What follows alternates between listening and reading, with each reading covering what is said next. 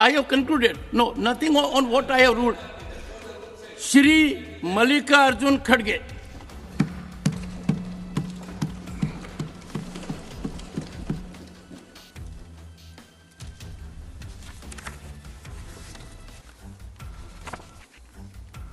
राष्ट्रपति जी के अभिभाषण पर मैं अपने 4 शब्द रखना चाहता हूं। जो पहली बार उन्होंने इस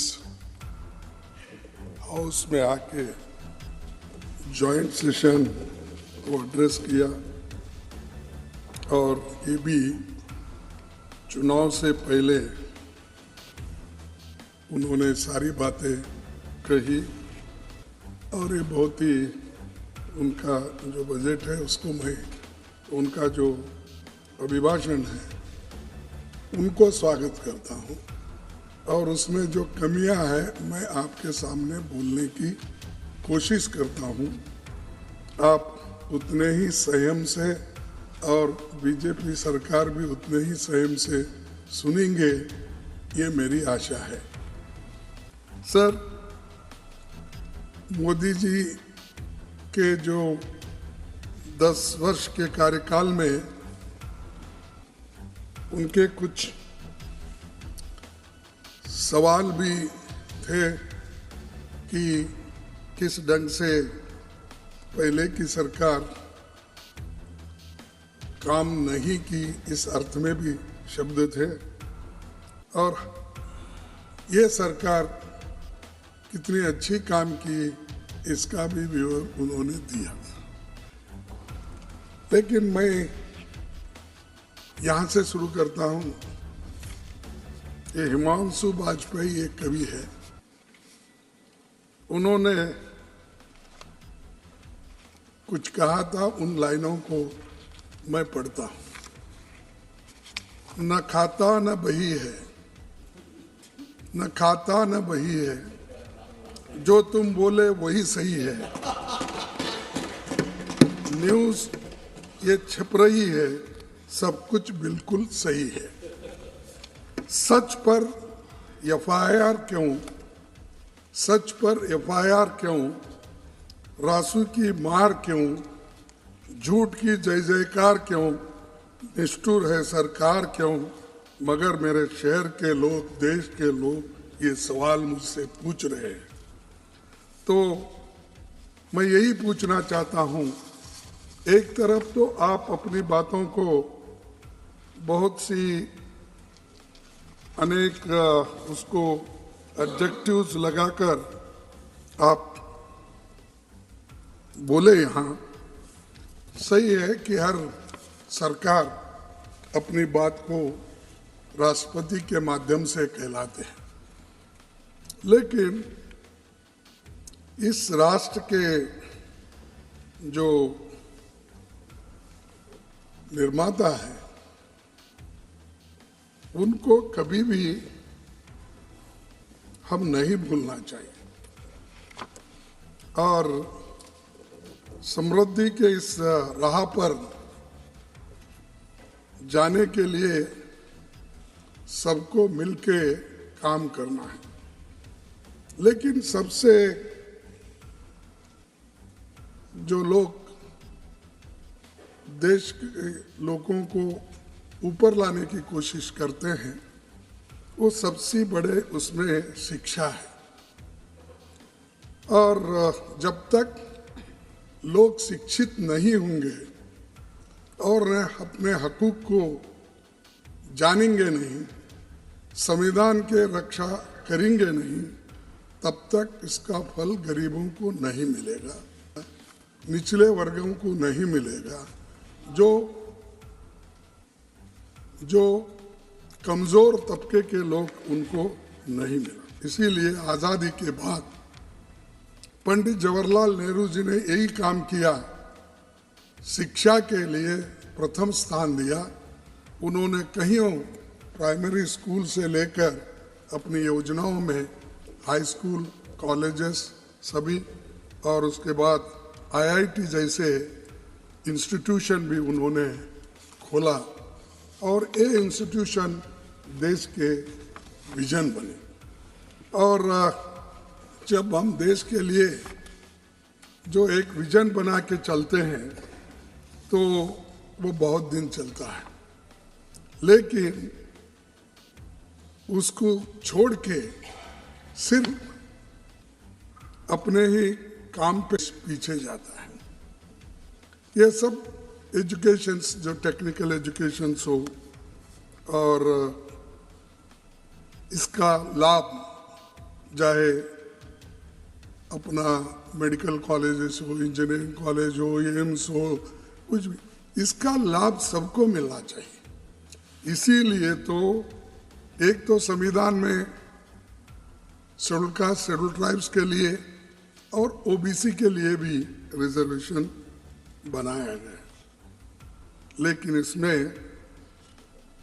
आज ओबीसी के बच्चों के लिए 27% जो रिजर्वेशन है वो उनको मिलना है, वो नहीं मिल रहा। और क्योंकि कोई कारण लगा के वो घट जाते हैं। एससी एसटी के भी ऐसे ही होते हैं कि कई जगह जो रिजर्वेशन है उसको घटाने की बहुत कोशिश चल रही है, जैसा कि कोई क्वालिफिकेशन बढ़ाना, कोई एक्सपीरियंस बढ़ाना, कोई एज का, ऐसे सारे चीज़ें लाके ये एससी एसटी ओबीसी के बच्चों को कैसा काटा जाए, ये चंद लोग सोचते हैं। और इसके ऊपर कोई इसको, कोई भी सरकार इसको जांच नहीं करती, उनके लिए कोशिश नहीं करती। तो ये बहुत बड़ा जो हमारे देश के लिए नुकसान है। और खासकर स्कॉलरशिप भी, जो स्कॉलरशिप उनको रेगुलरली सोशल जस्टिस डिपार्टमेंट से मिलना चाहिए, वो भी नहीं मिल रहा। वो देरी से जाता है तो वो बोलते हैं कि जब तक आपका पैसा यहाँ भरा नहीं जाता आपको हम एडमिशन दे नहीं सकते, या एक महीना 2 महीने होने के बाद आपका स्कॉलरशिप नहीं आना, उसीलिए अब यहाँ पर जगह नहीं है, बंद कर दो।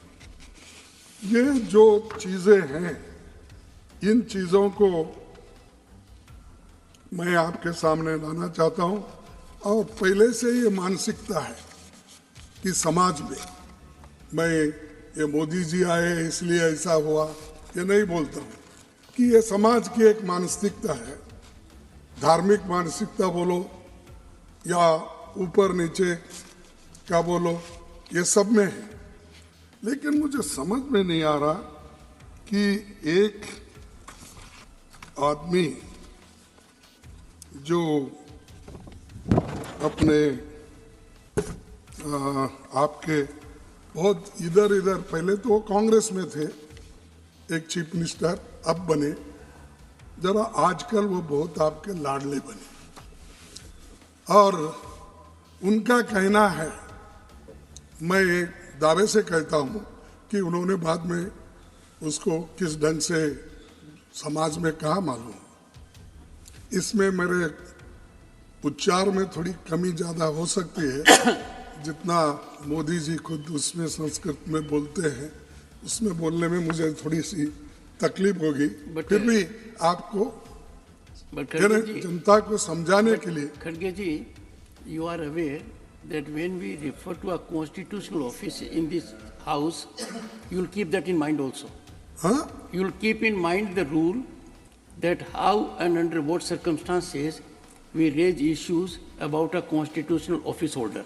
Keep that in mind. अरे ये मेरे को सिखाने की जरूरत नहीं साहब, मैं 11 साल किया हूँ, नहीं तो ठीक है साहब। हाँ, please bear that in mind. कृषि गोरक्ष वाणिज्यम वैश्य कर्म स्वभावजम परिचर्यात्मक कर्म शूद्र स्थापी शूद्र सयापी स्वभावजम। ये है खेती, गाय पालन और व्यापार, ये वैश्यों की दायित्व है। ऑनरेबल खड़गे जी, I take मैं किसी का नाम exception to नहीं it. ले रहा हूँ. This will not go on record. Why? Because Why? you Why? are not following rules. This is said. Rules do This not is allow said you Dr. unless Baba you Sahib notice to Ambedkar me. in the Samvidhan. No. This is, you can read. I request you. ये क्यों जाएगा? How can it be ये done? क्यों जाएगा? ये unparliamentary है. There is ये no notice to me. Sir, no, You it have is to give public notice on domain. this. I am, no. Please, See, take your sir. seat. I again appeal to you, follow the rules. You have a Arre, great rule. experience. I acknowledge your experience. Please, please. Sir, Don't get into that mode. Prime Don't Minister, get into that mode. Please. No. Please. I have not named. Please. I have please. not any sin. I am appealing to the Prime Minister. कि will not go on ब्राह्मण है. अब आप भी. This will not go on record. Go ahead. अरे, why? Tell me why, sir. Yes. Is it? No. It's a good Is question. it? It's a good question. I'll respond. Rules do not permit it. As simple as that. Please continue. Does he need your support? He is leader of the opposition. He doesn't need your support. Come on. Khadge ji, Yes. keep your flock in order. Huh? Let them take their seat and you speak. Doctor, most of the time when legal issues are there, you are absent. And the person concerned is not. No, you are absent whenever we need you. And also it reflects the SC/ST Atrocities Act also. Khadge ji, have you finished? Finish? Then continue, please. नहीं, अगर Then आप please यही continue. चाहते हैं तो खत्म करो. No, please continue. Please continue. देखो, मैं मन की बात इसलिए बोल रहा हूँ. ये दर्द होता है हमको. ऐसे लोग जब अधिकार में होते हैं, कुर्सी पे बैठ के ऐसी बात करते हैं, और आज भी संविधान लागू होने के बाद, आज़ादी मिलने के बाद, और आज़ादी के 75 अपने 78 ईयर्स होने के बाद, और 75 वर्ष संविधान को इम्प्लीमेंट करने के बाद भी अगर ये मानसिकता लोगों में है तो शूद्र लोग कैसा आगे आएंगे आप बता दीजिए आप. तो ऐसा ही होता है यूनिवर्सिटीज में, ऐसा ही होता है हाई प्रोफाइल स्कूल्स कॉलेजेस में. क्यों नहीं लेते उनको एडमिशन? क्यों नहीं देते? पैसा नहीं रहता. लेकिन हम खोलते जा रहे बड़े बड़े स्कूल. खोलिए, अच्छी बात है, लेकिन इनको भी दो ना. इनको ये मत बोलो तुम्हारी सिर्फ आपका काम सिर्फ सेवा करना है, आपका काम दूसरा नहीं है, आप पढ़ नहीं सकते, लिख नहीं सकते, लड़ नहीं सकते देश के लिए. आप गुत्ता लिया, कॉन्ट्रैक्ट लिया, दूसरों को भी उसमें मिलाइए. और आज मैं आपसे यही पूछने के लिए यहाँ पर, क्योंकि प्राइम मिनिस्टर भी है, वो सोचेंगे इसके बारे में, कम से कम बाद में तो अपने चीफ मिनिस्टरों को बुला के ये कहेंगे भाई ऐसी बात मत करो, मेरी तो बदनामी हो गई, लेकिन तुम क्या है बोले तो जनता के आंखों से गिर जाएंगे. दूसरी बात, स्किल डेवलपमेंट ग्रेजुएट्स. सर 222 में सरकारी आंकड़ों के हिसाब से बेरोजगारी 13.4% और फीमेल ग्रेजुएट्स उनकी संख्या वो 20.6% हो जाती है. अगर एजेंसियों के आंकड़े देखें तो स्थिति और भी खतरनाक है. यह है बेरोजगारी के कारण लोग लिखे पढ़े रहे तो भी युवाओं को आज नौकरी नहीं मिल रही. एम्प्लॉयमेंट का बहुत बड़ा मुद्दा है, बेरोजगारी का बहुत बड़ा मुद्दा है. इसके तरफ आप ध्यान देना चाहिए था. उसमें क्या है बताइए आप. उसके विषय में कुछ नहीं. अब युवाओं को तो आप आकर्षित करते हो अपने भाषणों से, ये सब यहाँ जाओ, फॉरेन जाओ, कहीं कहीं जाते ना, हर जगह जाते हैं तो उनको बोल के अपने भाषणों से तो आकर्षित, लेकिन वो पाप बेचारा भूखे पेट से क्या सुनेंगे आपका बात. पेट भूखा है, उसका बेरोजगारी है, वो क्या सुनेगा. तो ये बेरोजगारी के लिए आपने क्या किया, ये हमारा सवाल है। लेकिन उसमें कोई जिक्र नहीं है उसमें। और आज महाराष्ट्र में एक उदाहरण देता हूं, 4,500 वैकेंसीज के लिए जहां से हमारे लीडर ऑफ द हाउस आते हैं, 10 लाख एप्लीकेशंस आए और उसमें MBA, इंजीनियरिंग, ये सब लोग शामिल हैं। तो आप देखिए कितना हम रोज पर रोज कमजोर बनते जा रहे हैं। और दूसरा, आप देखे होंगे, प्राइम मिनिस्टर भी देखे होंगे, खासकर हमारे बीजेपी के प्रेसिडेंट, उनके स्टेट से और हिमाचल प्रदेश से, हरियाणा से, यूपी के बॉर्डर के लोग, बहुत लोग मिलिट्री में जाते हैं, फौज में जाते हैं।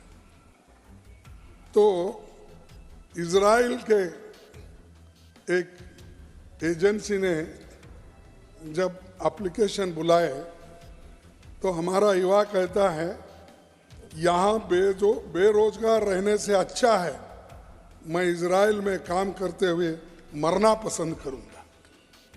यहाँ का युग कैसा बोलता है, और जहां बमबारी हो रही वहां जाने को तैयार है।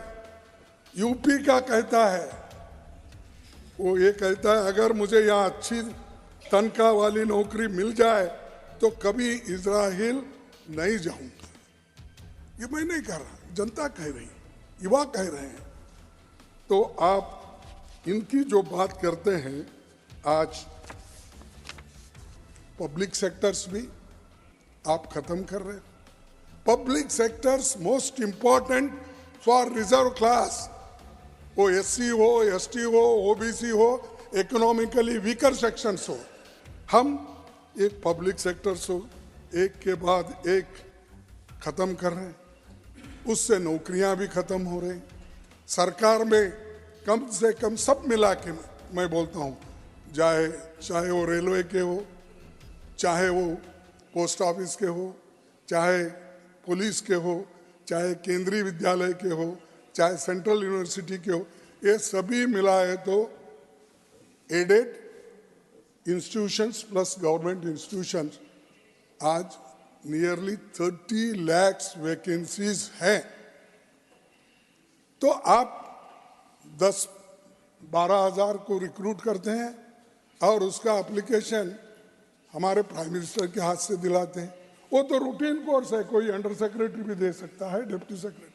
लेकिन 2-4 बार देखा मैं कि वो हमारे प्रधानमंत्री जी के हाथ से दे रहे नौकरियां देना है तो एक बार इसकी मुहिम करो, 30 लाख लोगों को भर्ती करो, जितना चाहे उतना सर्टिफिकेट बांटो।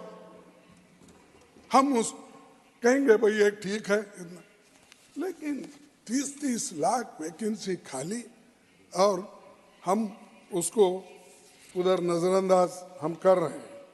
और दूसरी चीज, अब एम्स में भी खाली है बहुत से।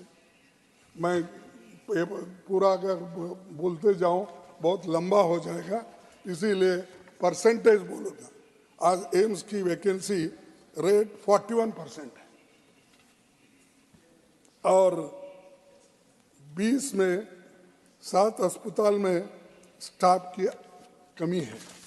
आपने बोला कि हमने एम्स करा और दूसरे इंस्टीट्यूशंस, हॉस्पिटल्स, वो ये बहुत लंबी चौड़ी अपने भाषण में उन्होंने कहा। लेकिन मैं पूछना चाहता हूं, जहां जरूरी है आप क्यों नहीं देते? मैं बोला कि आर्टिकल 371J ये स्पेशल आर्टिकल सिर्फ हैदराबाद कर्नाटक के लिए लागू है, और वो आखिरी अमेंडमेंट हमने लाया था, जो हमने कोशिश की, सब लोग सपोर्ट किए, उसमें जेटली भी थे, BSP था, सब पार्टी के लोग यूनानिमसली उस अमेंडमेंट को सपोर्ट किए। मैं उसका याद करता हूं। लेकिन मैंने आपसे 2 बार पूछा, नहीं आपके सिद्धरामैया वो जमीन नहीं साहब, वो तो जमीन ESI की है, गवर्नमेंट की है, और एम्स अगर वहां अगर खोलेंगे entire backward class area cover हो जाएगा। लेकिन आपने उसको इंटरेस्ट नहीं लिया।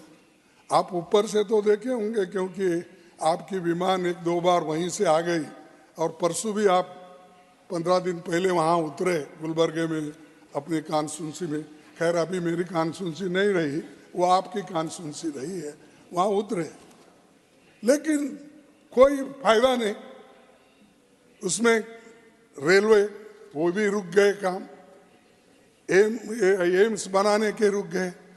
बात तो बहुत से भाषणों में आते हैं, लेकिन ये चीज़ हमारे पास नहीं हो रही है।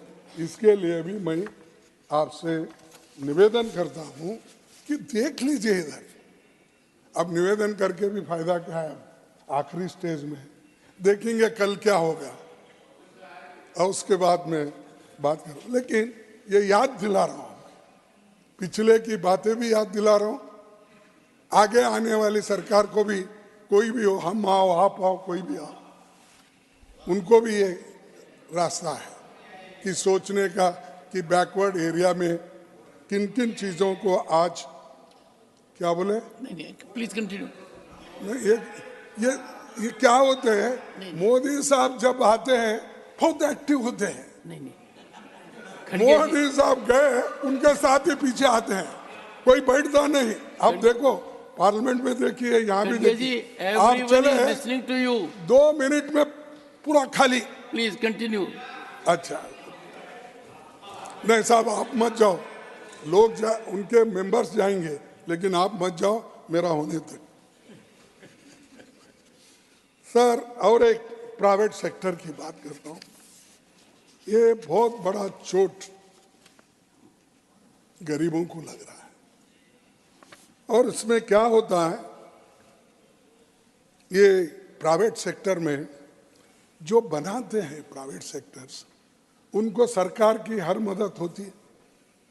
सरकार जमीन देती है, लाइट देती है, पानी देती है, लेकिन हमारे रूल्स और रेगुलेशन को वो मानते नहीं, क्योंकि अब प्राइवेट सेक्टर से ही देश बना है, ऐसी कल्पना चंद लोगों की।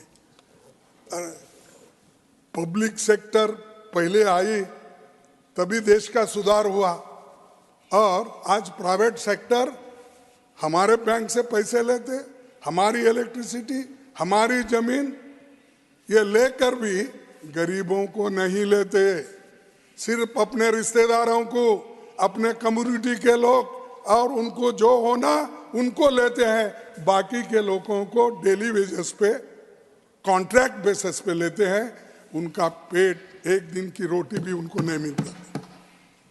तो ये प्राइवेट सेक्टर का है।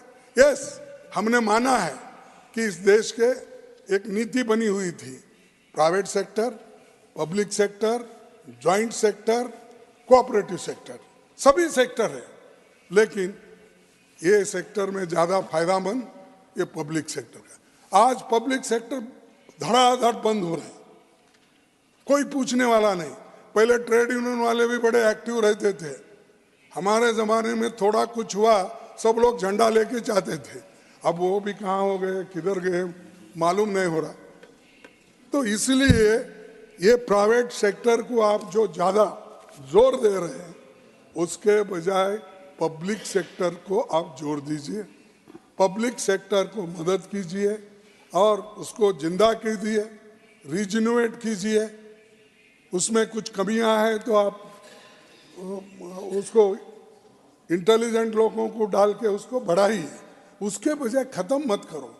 अगर मेरे को क्या बोलते वो, अगर खांसी आई और इसको क्या बोलते जुकाम आया, कुछ आया, तो जुकाम आया इसलिए नाक काट लो, ऐसा होता है? उसको दवा ढूंढो साहब। पब्लिक सेक्टर्स ये गरीबों के लिए और देश के लिए भी अच्छा है। तो ये मैं इस बार कहना चाहता हूँ, और उसके बारे में भी कुछ नहीं बताया गया। और अग्निपथ योजना, ये बहुत आपका प्रिय योजना है, और ये योजना आपने किया 4 साल के लिए, लेकिन लोग ये समझे जैसा कि हर जगह स्टाइफंड्री के बाद वो परमानेंट हो जाते हैं, वैसा ही इसमें जो अग्निवीर का जो योजना है, इस 4 साल की नौकरी के बाद हम मिलिट्री में जाएंगे, भरी जवानी में जाते हैं। पहले कहा कि एक बात आ गई, 100 लोगों में से 25 लोगों को ड्रॉप किया जाएगा, 75 लोगों को उसमें शामिल किया जाएगा। लेकिन आज स्थिति क्या है कि आप 75 लोगों को ड्रॉप कर रहे हैं, 25 लोगों को ले रहे हैं।